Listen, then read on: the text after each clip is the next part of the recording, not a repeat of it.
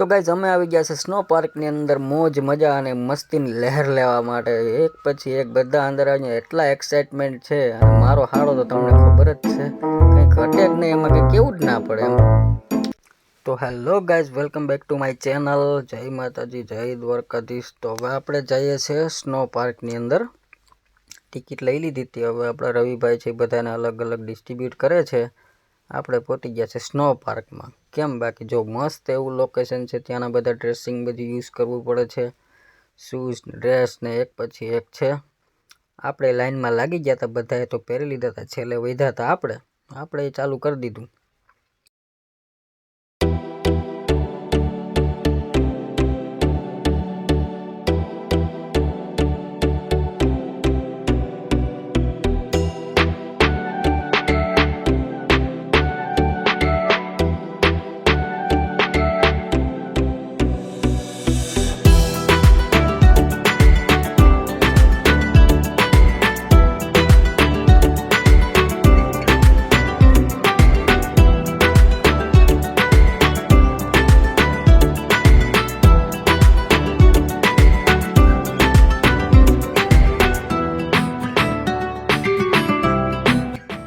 Jacket ને મોજા પહેરીને થઈ ગયા અમે તો રેડી.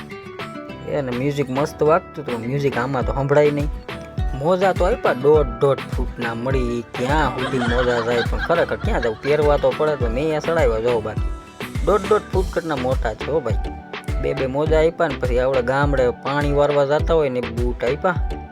એમ થતું કે આ ખેતરે પાણી વારવા આવ્યા છે તોય ક્યાં જવું, ચડાવીને અમે તો પછી રેડી થઈ ગયા.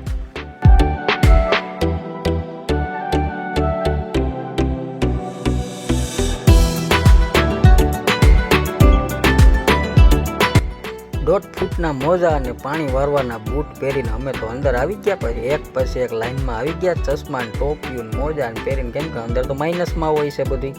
મારો હાડો તો હચવાય નહીં ને આપણે ડાન્સ કરતા પહોંચી ગયા. અને જ્યાં તો એન્ટ્રી ગેટ આપણી સામે આવી ગયો ને ભાઈ, અંદર ગયા ને તા તો ઓહો ખરેખર એમ મોજ આવી જાય એવું લોકેશન હતું. મારો હાડો કંઈક ગાંડા કાઢતો, મને જ ખબર નહીં હું કહેતો હોય, કેમ કે અંદર તો લાઇટિંગ્સ ને મ્યુઝિક વાગતું હતું.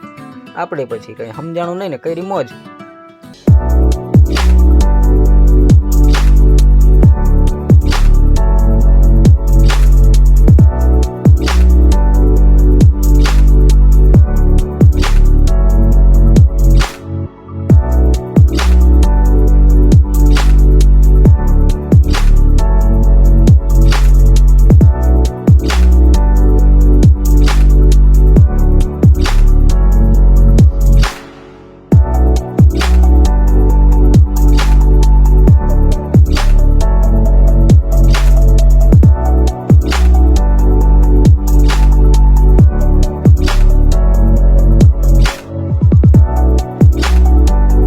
બરફની લસરપટ્ટી ખાઈને પછી તો ગુજરાતી મ્યુઝિક ચડાવ્યું. ગુજરાતી મ્યુઝિક ઉપર અમે કર્યો ડાન્સ.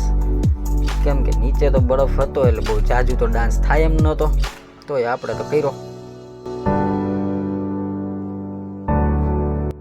ત્યાં તો પછી અમે બધા એક ગ્રુપમાં ડાન્સ કરવાનું ચાલુ કર્યું ને મારા હાડાને તો હું થયું હોય એલા ભાઈ, આમ જોઉં તો ખબર જ નહીં કયું આવ્યું હોય ને શું આવ્યું હોય.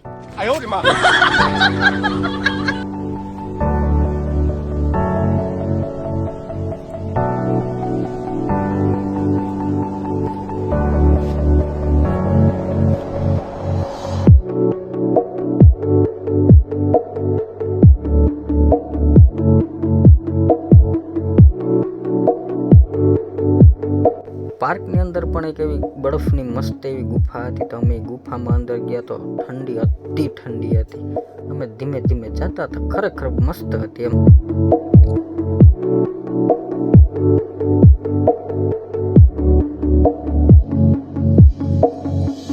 બહાર નીકળી હતી, મસ્ત વ્યૂ દેખાતું હતું. બધા ફૂટબોલ રમતા હતા. ખરેખર જલસાવાળું છે.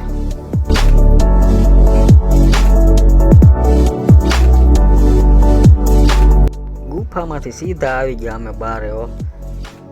ત્યાં વળી રવિ કે આપણે એક કામ કરીએ, બૂટ છે પાછા લેતા જાઓ. મેં કીધું રેવા દે ભાઈ, એ બૂટની મેં ના પાડી હતી તો અમારા બધાના બૂટનો કોથરો ભરીને આવ્યો. બધાને એક પછી એક આપતો તો. કેમ બાકી? ના ખબર છે કે આ બધાના બૂટ ક્યાં ક્યાં છે. આમ જઈને પાછો દાંત કાઢે. તો ફ્રેન્ડ્સ, હવે મળીએ આપણે નવા બ્લોગમાં.